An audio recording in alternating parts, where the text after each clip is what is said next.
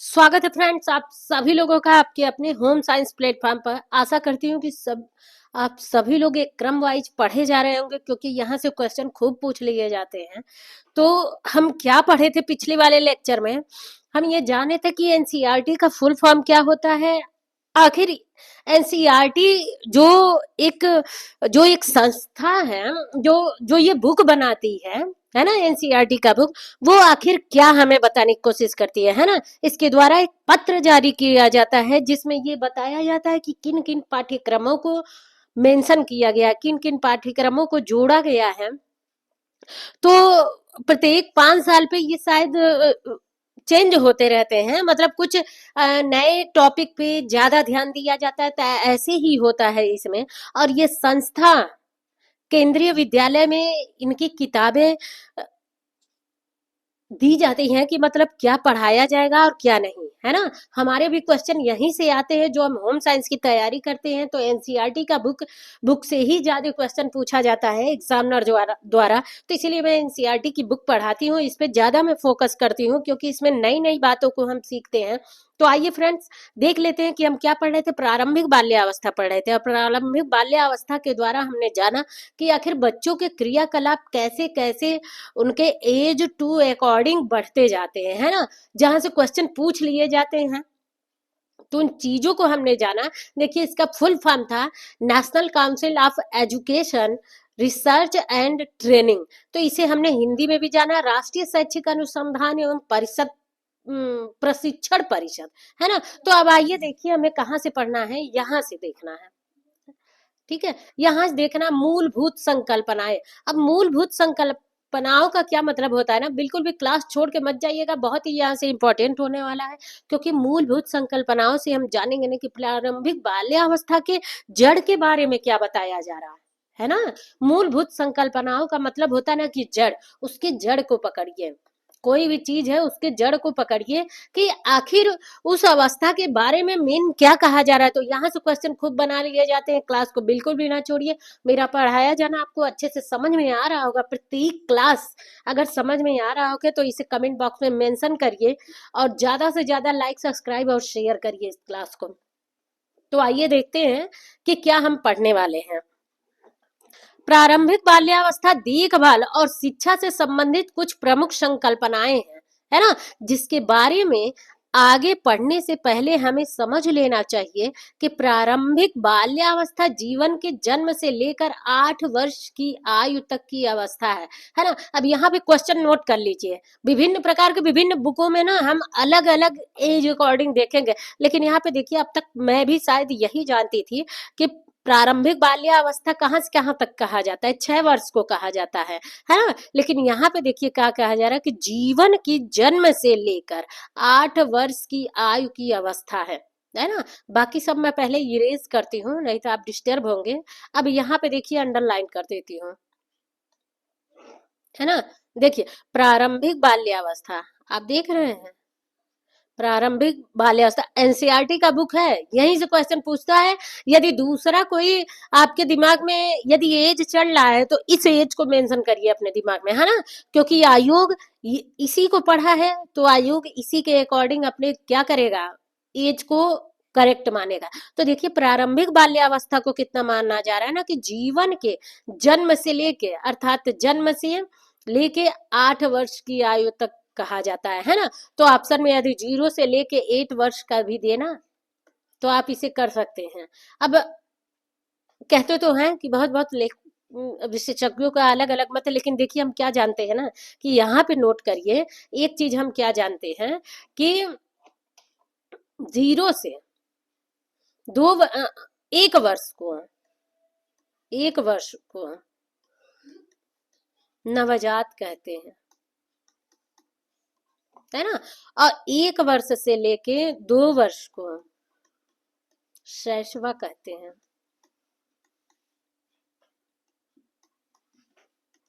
शैशवावस्था कहते हैं। 2 वर्ष से लेके 6 वर्ष को, कहीं कहीं ये भी बुक में मेंशन है तो इसीलिए हम बता दे रहे हैं, 2 वर्ष से 6 वर्ष को प्रारंभिक बाल्यावस्था, है ना, प्रारंभिक बाल्यावस्था। और 6 से हम क्या कहते हैं, 11 वर्ष, या फिर आप 12 वर्ष तक ले लीजिए ना, तो 11 ज्यादा वो रहता है। खैर आप ऑप्शन टू अकॉर्डिंग आंसर देंगे, तो 6 वर्ष से 11 वर्ष को हम क्या कहते हैं, उत्तर बाल्यावस्था, है ना, उत्तर बाल। तो इसी, लेकिन यहाँ पे देखिए क्या बताया जा रहा है कि कहाँ से, जन्म से लेके 8 वर्ष की आयु की अवस्था है, जिसे सामान्यतः 2 भागों में बांटा गया है। कितने भागों में बांटा गया है, क्वेश्चन यहाँ भी आपसे पूछ सकता है ना, क्वेश्चन यहाँ भी पूछ सकता है आपको।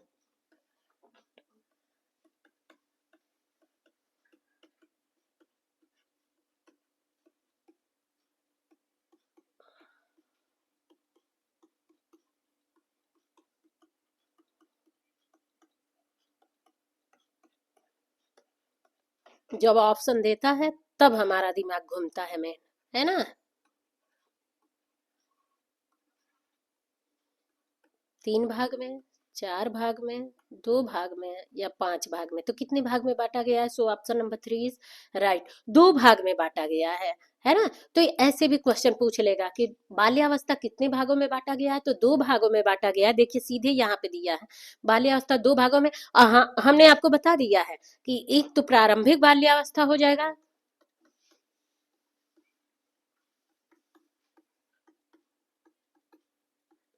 प्रारंभिक बाल्यावस्था, एक आपका होगा उत्तर, उत्तर बाल्यावस्था, है ना। तो 2 आपको दिया जाएगा। अब देखिए, जन्म से लेकर 3 वर्ष, नोट करिएगा कि जन्म से लेके 3 वर्ष तक तथा 3 से 8 वर्ष तक यह विभाजन इन दोनों अवस्थाओं में छोटे बच्चों में होने वाले विकासात्मक परिवर्तन पर आधारित होती है ना, उनके विकासात्मक परिवर्तन पर आधारित होती है। अर्थात मान लीजिए 3 वर्ष से लेके 8 वर्ष के बीच में ये दोनों अवस्थाओं को विभाजित करेंगे, और जबकि हम बहुत जगह पे इस प्रकार से पढ़े हैं, ऐसे पढ़े हैं हम, है ना। तो दोनों को नोट कर लीजिए। खैर, क्वेश्चन के अकॉर्डिंग, ऑप्शन के अकॉर्डिंग हम देखेंगे कि हमें क्या ट्रिक करना है। ऐसे ही क्वेश्चनों में हम फंस जाते हैं, तो जब 2-4 ऐसे चैप्टर को आप पढ़ेंगे और बुकों से पढ़ेंगे, तो मैं इस प्रकार से हर एक कोशिश करूंगी कि सारे क्वेश्चनों को यहाँ पे लाके रखूं, है ना। तो नेक्स्ट पिछले लेक्चर में भी देखिए, और नेक्स्ट अगले लेक्चर में भी मैं आप लोगों को सब बताते चलूंगी, घबराइए मत। हर चीज, हर क्वेश्चन को मैं इस अवस्था से लेके सारी समझाते चलूंगी, कहीं नहीं छूटेगा। तो देखिए, 8 वर्ष तक यह विभाजन दोनों अवस्थाओं में छोटे बच्चों में होने वाले विकासात्मक परिवर्तन पर आधारित होती है।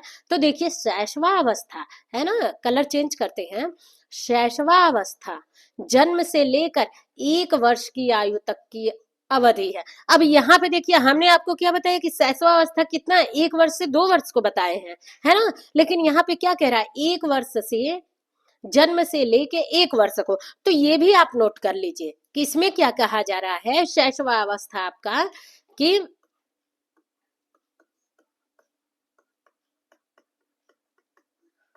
शैशवावस्था 0 से 1 ईयर,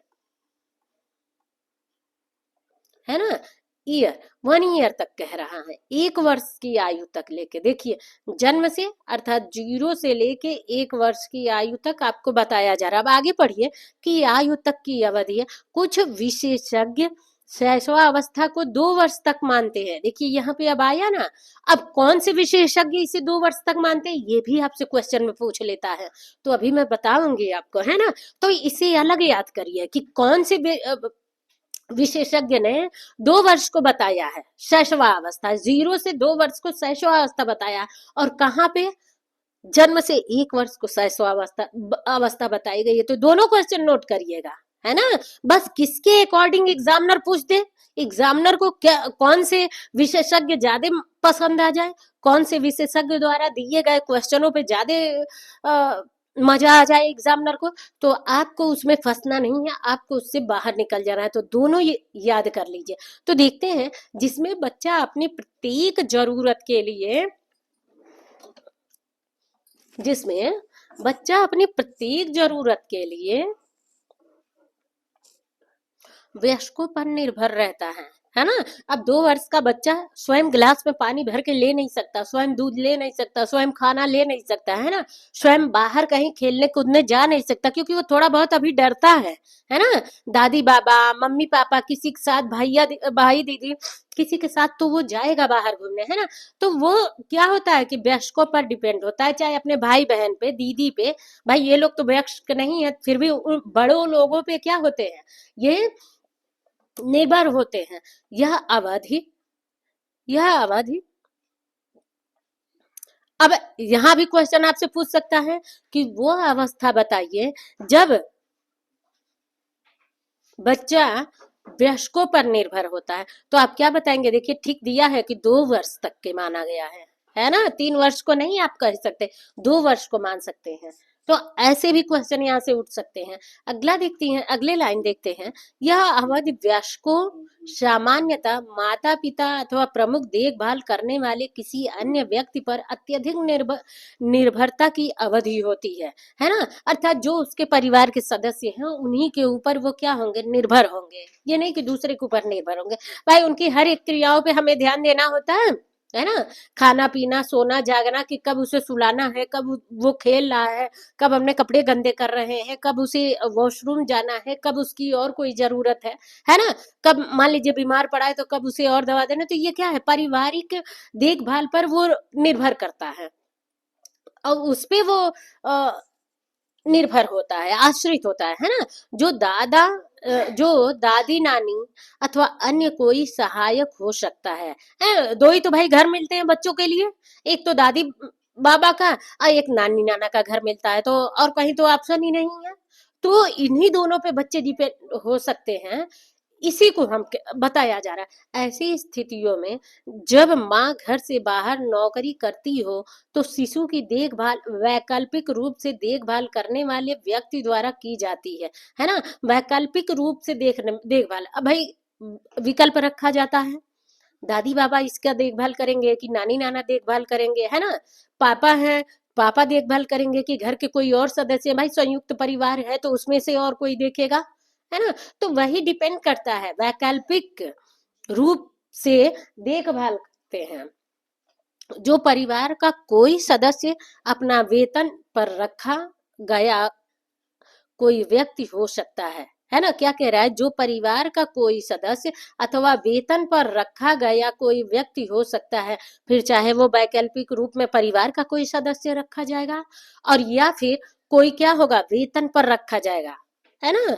मतलब ऐसे कोई मेड टाइप में रखा जाएगा कि आप सारे दिन या फिर 8 घंटे, 6 घंटे, 12 घंटे आप मेरे बच्चे का देखभाल करेंगी। होता है ना ऐसे शहरों में, आप देखते हैं जब हस्बैंड वाइफ दोनों जॉब पे हैं तो बच्चों के केयर के लिए ऐसे ही लोग होते हैं। क्योंकि आजकल कहीं भी बहुत कम जगह पे पेरेंट्स खाली हैं, मतलब दादी बाबा या फिर नाना नानी, बहुत कम अब पेरेंट्स खाली हैं कि आपके बच्चों को देखभाल करेंगे, कहीं कोई नहीं है। ज्यादा तो इसी पे लोग डिपेंड है बाहर शहरों में, है ना, कि मेड लगा रखे हैं देखने के लिए।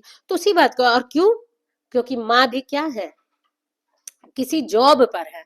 वैकल्पिक देखभाल की अवस्था घर में अथवा किसी संस्था अथवा शिशु में क्रच, देखिए जितने भी लोग देख रही हैं, जो भी क्लास देख रही हैं, ज्यादा संख्या में तो मतलब लेडीज ही होंगी, तो आपके लिए यहाँ से ये क्लास बहुत ही इंपॉर्टेंट है। क्योंकि आगे चल के आप भी एक सीट पाने वाली हैं, एक चेयर पाने वाली हैं, कामयाबी पे आने वाली हैं। तो आपको ये सब इन सब रास्तों से गुजरना पड़ेगा। आज नहीं कल तो गुजरना है भाई। मैरिड है तो उनके लिए आज ही समझदारी जरूरी है, अनमैरिड है तो उन्हें आगे तो इस क्लास का वो समझ में आएगा ही।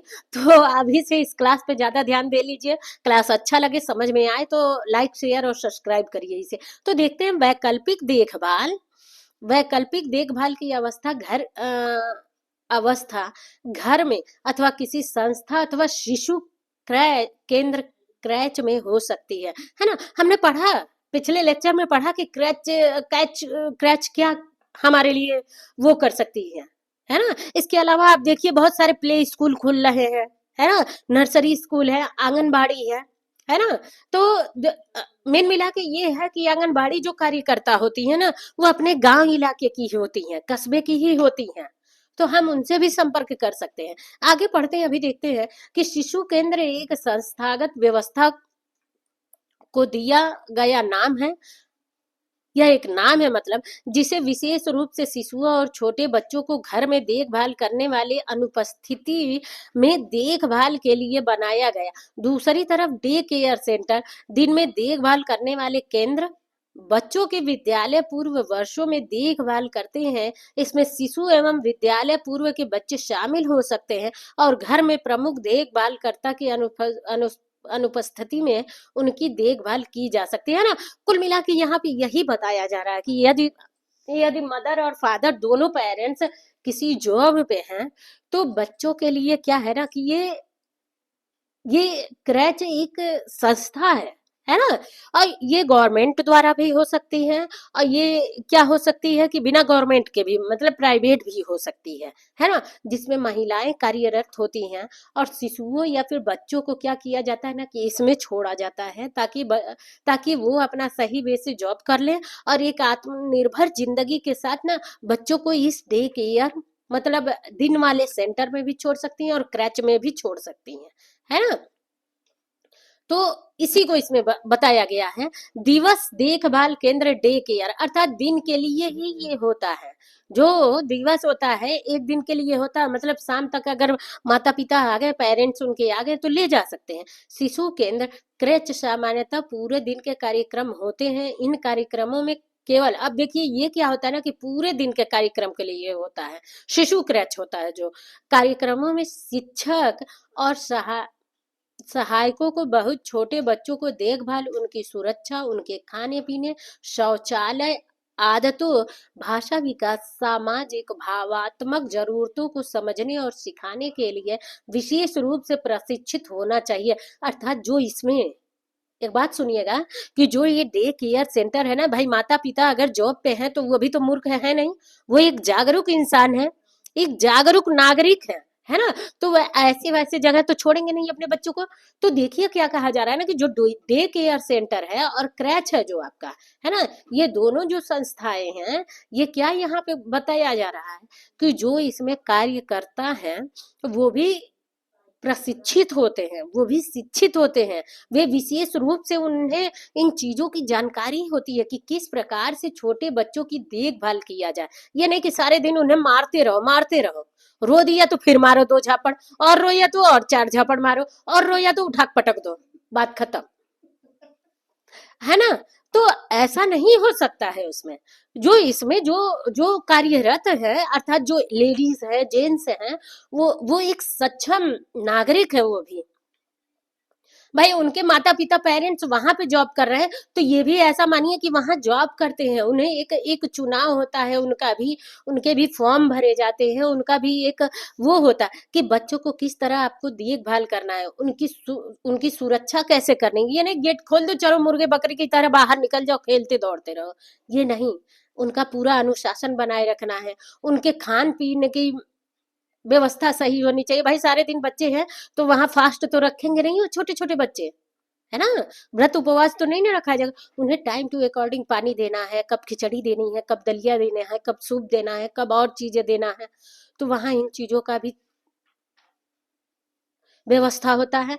शौचालय आदि, भाई कब उन्हें वॉशरूम आ रहा है तो बच्चों का ये भी ध्यान देना, ये नहीं कि गंदगी लपेटे बच्चे सारे दिन उसमें खेल रहे हैं। भाई इससे भी तो बच्चों के शरीर के ऊपर फर्क पड़ेगा। भले ही आप सारा देखभाल सुरक्षा कर लीजिए, खाने पीने का तौर तरीका देख लीजिए, आप खिलाते जा रहे हैं पिलाते जा रहे हैं तो बच्चों का वो भी तो जरूरत आएगी, शौचालय का भी। तो उसका भी देखने का वो एक, मतलब हर प्रकार से वो शिक्षित होते हैं जो वहां पे डे केयर सेंटर वाले कार्यकर्ता होते हैं, है ना। भाषा विकास, भाई अच्छे से बोले करें, बच्चा रो रहा है तो तेज आवाज में बोल दें, गाली दे के बोल दें, डांट के बोल दें, नहीं। सामाजिक एवं भावात्मक जरूरतों को समझने और सिखाने के लिए विशेष रूप से प्रशिक्षित होना चाहिए। अर्थात वो लोग विशेष रूप से प्रशिक्षित होते हैं कि किस प्रकार से उस आयु के अकॉर्डिंग, अर्थात जैसे माता पिता अपने बच्चों को सहेज के संभालते हैं वैसे उन्हें उनके अनुसार संभालना है, सहेज के बच्चों को रखना है ना। क्योंकि बच्चा अभी क्या है, एक कच्चा घड़ा होता है ना। उसे ज्यादा ठेस लगेगा ना, तो अभी से उसके क्या भावात्मक विकास पे ठेस पहुंचता है। तो इसीलिए इस प्रकार के लोग काफी शिक्षित होते हैं, जागरूक होते हैं। जिन शिक्षकों को 3 वर्ष से ऊपर के बच्चों की देखभाल करनी होती है, उन्हें विभिन्न प्रकार के कौशलों की आवश्यकता होती है। 2 से 3 वर्ष के बच्चों को कभी कभी कभी कभी टाडलर टाडलर कहा जाता है। देखिए यहाँ से क्वेश्चन पूछ लेता है, तो नोट कर लीजिए कि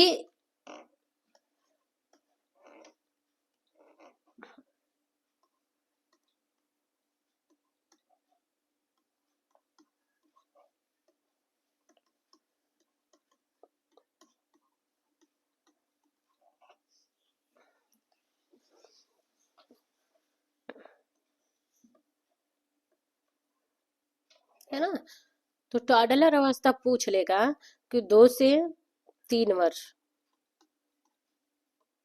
4 से 6 वर्ष, और 5 से 8 वर्ष। डी दे देगा कोई नहीं,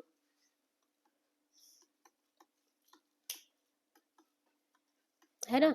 तो आपका पहला हो जाएगा ऑप्शन 1 इज राइट। 2 से 3 वर्ष को हम क्या कहते हैं, टाडलर कहते हैं। इंपॉर्टेंट है, नोट कर लीजिएगा, इंपॉर्टेंट क्वेश्चन है ये बहुत बार पूछता है आयोग, आयोग को बहुत पसंद है ये वाला क्वेश्चन, तो जरूर नोट करिएगा इसे। टाडलर अवस्था किस एज को कहते हैं, तो 2 से 3 वर्ष को हम कहते हैं, है ना। 2 से 3 वर्ष को कहते हैं, नोट करिएगा। हम्म लेक्चर आज यहीं ओवर करते हैं, नेक्स्ट अगले क्लास में मिलते हैं। तब तक के लिए फ्रेंड्स बाय बाय। लेकिन क्लास को ज्यादा से ज्यादा लाइक, सब्सक्राइब और शेयर करिए। कहीं भी त्रुटि लगे तो उसे भी कमेंट बॉक्स में मेंशन करिए, और कहीं आपको कुछ जानकारी लेनी है, कुछ पूछना है होम साइंस से लेके या फिर किसी बुक से लेके, तो आप एनसीईआरटी के बुक से लेके, तो उसे भी कमेंट बॉक्स में मेंशन करिए। तब तक के लिए फ्रेंड्स बाय बाय, नेक्स्ट अगले लेक्चर में मिलते हैं।